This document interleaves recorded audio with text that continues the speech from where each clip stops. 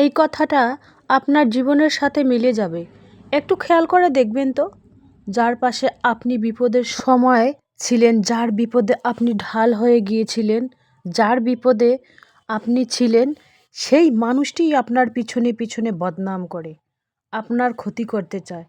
কথাটা হতে পারে তিতা, কিন্তু এটাই বাস্তব, এটাই সত্য, এটাই চিরন্তর সত্য। আর আপনার পিছনে সব সময় সমালোচনা করে। তো অল্প আয়েও সঞ্চয় সম্ভব। গ্রামে এক গৃহিণী টিনের ঘরের কাপড় চোপড় কীভাবে গুছিয়ে রাখে অল্প সময়ে, তো সেই মিনি ব্লগটাই তোমাদের কাছে আমি শেয়ার করব। সরি, মিনি ব্লগ না, এটা হচ্ছে বড ব্লগ। তো নতুন দিনে নতুন আরেকটি ভ্লগ ভিডিও নিয়ে হাজির আমি আপনাদের মাঝে। সাভানা, ভারতের ছোট্ট একটা গ্রাম শীতলকুচি জেলা থেকে বলছি। তো welcome back to my channel. আসসালামু আলাইকুম। তোমরা সবাই কেমন আছো? আমি আশা করি তোমরা সকলেই ভালো আছো। আলহামদুলিল্লাহ আমিও ভালো আছি, আর আমার পরিবার পরিজনদের নিয়ে আলহামদুলিল্লাহ আমি ভালোই আছি। আর আমার প্রাণপ্রিয় কলিজা আপু ভাইয়েরা, তোমরা সবাই কেমন আছো? আমি আশা করি তোমরা সকলেই ভালো আছো।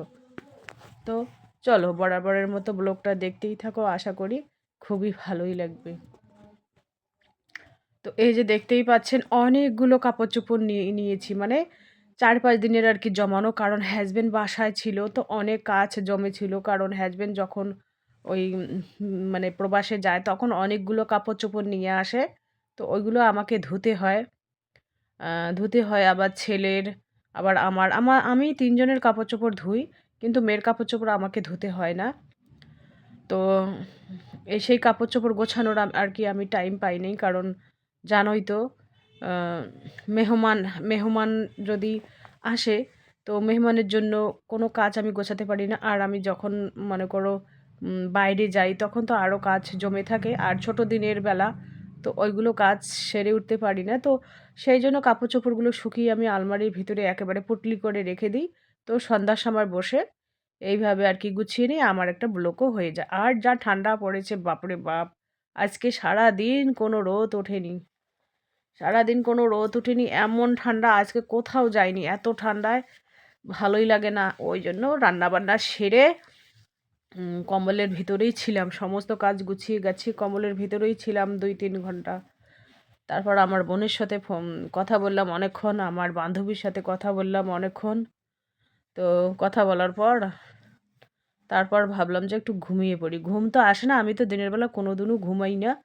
ওই একটু চোখ বন্ধ করে থাকি, একটু ফোনে আলাপ সালাপ করি, গল্প সল্প করি, বাস এটাই আরাম। হাজব্যান্ডের সাথে কথা বলি, বাস এতটুকুই। হাজব্যান্ড তো আমাকে ফোন করে না, আমিই ফোন করি।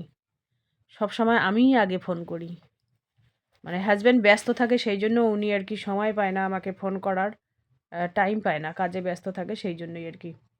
তো সেই জন্য আমিই আর কি ফোন করি।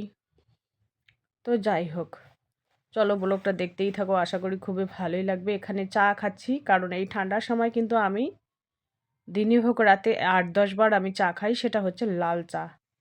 সে চাটাও আমি খাই না, চিনি চাপাতি কোনো খাই না এখানে।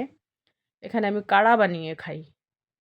তোমরা যারা যারা জানতে পারো কাড়া, তো পারো, আর যারা না পারো তারা হয়তো বুঝতেই পারবে না আমি কাড়া কীভাবে, হিন্দি ভাষায় কিন্তু কাড়া বলা হয়। তো সেই কাড়া খাই আমি, জাস্ট গরম পানির সাথে আর কি 8-10টা জিনিস মিক্স করে আর কি খাই। তো যাই হোক, সেইগুলোর উপকার আমি পেয়েছি, সেই জন্যই খাই। তো চলো ব্লগটা দেখতেই থাকো। অনেক কাপড় জমিয়ে আছে, সেইগুলো আর কি গোছাবো আজকে। তো চলো ব্লগটা দেখতেই থাকো, আশা করি খুবই ভালোই লাগবে। অল্প আয়েও সঞ্চয় সম্ভব। গ্রামের এক গৃহিণী টিনের ঘরের কাপড় চোপড় কীভাবে গুছিয়ে রাখে, আর সেই ব্লগটাই আজকে তোমাদের কাছে আমি শেয়ার করব। আরেকটা কথা তোমাদের না বললে নেই, অল্প আয়েও সঞ্চয় সম্ভব। তো এখানে হচ্ছে একটা বিষয় নিয়ে আমি আলোচনা করব, সেটা হচ্ছে কি অল্প আয়ে কিভাবে সঞ্চয় সম্ভব। যদি অল্প আয় হয়, হ্যাঁ, তো সঞ্চয় কিন্তু সম্ভব। কিভাবে সম্ভব সেই বিষয় নিয়ে আলোচনা তোমাদের কাছে করতেছি। দেখুন, সংসার করলেই হবে না। সংসারে যদি অল্প আয় থাকে, হাজব্যান্ডের যদি অল্প আয় থাকে, সেই অল্প আয় থেকে বুদ্ধি খাটিয়ে নিজেকে ম্যানেজ করে নিতে হবে, তবে হবে তুমি আদর্শ গৃহিণী। আর যদি বেশি আয়ও তুমি সংসারটাকে ম্যানেজ করতে পারো না, দিন রাত ঝগড়াঝাটি কলহ লেগেই থাকে, তখন কিন্তু কোটি টাকা ইনকাম করেও কোনো লাভ নেই। তো সেই জন্যই আর কি আমি বলি কি, মনে করো আমার হাজব্যান্ড আমাকে প্রত্যেক মাসেই 7,000 করে তুলে দেয় সংসার খরচ, মনে করো না, এটাই বাস্তব। প্রত্যেক মাসে আমাকে 7,000 দেয়।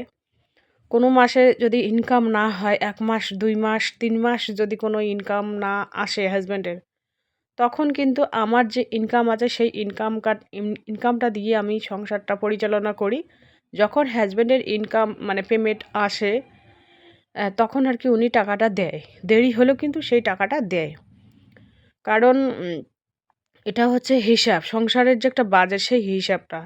আর আমি যেটা ইনকাম করি সেই ইনকামটা দিয়ে কী করি জানো, আমার ওই মানে আমরা যে 10 জন মহিলা দল করেছি সেই দলের টাকা আর কি প্রত্যেক মাসে আমাকে 3,000 4,000 করে দিতে হয়। আবার নিজের আমার পকেট খরচ তো আছেই, মোবাইলের টাকা ভরতে হয়, এইগুলো কিন্তু আমাকেই মেনটেন করতে হয়। আর ক্রিম বগেরা ওই হাজব্যান্ডের কাছে চাইলে তো অনেক দেরিতে পাওয়া যায়, সেজন্য কোনো সময় চাই, কোনো সময় চাই না। কারণ একটা ক্রিম যদি নিয়ে দেয়, তাও তো বলতে হয়, যাচে নিয়ে দেয় না। কারণ একজনকে অত প্রেশার কিভাবে দেব? কারণ যেহেতু আমরা মধ্যবিত্ত পরিবারের, হাসব্যান্ডের যেহেতু ইনকাম কম, সেই জন্য আমার চাহিদাটাও খুব কম করতে হবে। সেই জন্য হাসব্যান্ড যদি ওই 7,000 টাকা দেয় প্রত্যেক মাসে, উনি সংসারটা পরিচালনা করে সুষ্ঠুভাবে। আর আমি আমার নিজের যে একটা ভরণ পোষণ, একটা নিজের যে একটা পকেট খরচ, সেটা আমি নিজেই বহন করি আলহামদুলিল্লাহ। ওই মাঝে মিশালে 6 মাসে 1 বছরে যে একটা ঈদ হয়, মানে শবে বরাত হয়, তখনই কিন্তু বছরে একবারই হয়তো বলে কয়ে বলতে বলতে ওই তো হয়তো একটা নাইটি নিয়ে দিল, না হয় একটা কুর্তি নিয়ে দিল, এরকম একটা পরিস্থিতি। আর বেশি ইনকাম হলে তো ওনাকে বলতে হয় না, হাজব্যান্ডের যদি বেশি ইনকাম হয় তো ওনাকে বলতে হয় না, নিজে নিজে মন থেকেই কিনে দেয়। আর যদি ইনকাম কম হয়, তাহলে 1 মাস হোক 20 দিন হোক, তখন থেকেই কিন্তু কানের গোড়ে যে জিনিসটা তুমি চাবে ভ্যান ভ্যান করতে হবে, তবেই কিন্তু সেই জিনিসটা পাওয়া যাবে। যেহেতু আমরা মধ্যবিত্ত পরিবারে, তো সেই হিসাবে তো হিসাবটা করেই চলতে হবে, তাই না? আর মধ্যবিত্ত পরিবারের এইটাই হিসাব ঠিক আছে, যে কোনো জিনিস লাগুক না কেন, মানে 1 সপ্তাহ 10 দিন 15 দিন 20 দিন এভাবে যেতে যেতে তারপরে সেই জিনিসটা আমাদের কিনতে হয়। কারণ তারপরে 15 দিন 20 দিন পর দেখা গেল যে ওই জিনিসটা ছাড়া আমাদের সংসারটা চলবে না, অচল হয়ে যাচ্ছে, তখন সেই জিনিসটা কেনা উচিত। আর জিনিস থাকতে জিনিস, জিনিস থাকতে জিনিস, এটা কিন্তু একেবারে অনেক অনেক বেহিসেবি হয়ে যায়।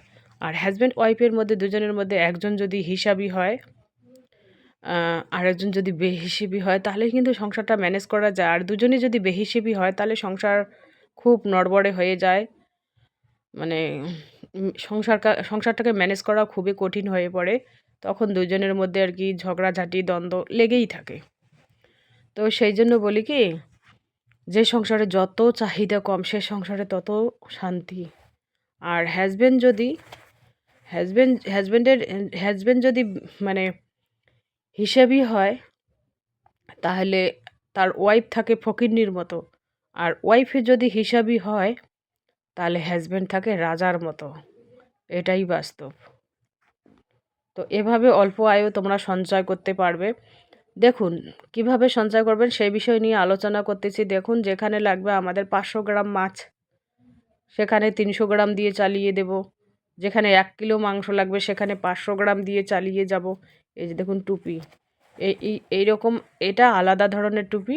আরও আমার 2টা টুপি আছে, তো কেমন লাগছে একটু বলবেন। তো দেখুন, আর যেখানে 1 কিলো আলু লাগবে, সেখানে 500 গ্রাম বা 600 গ্রাম দিয়ে চালিয়ে দেব।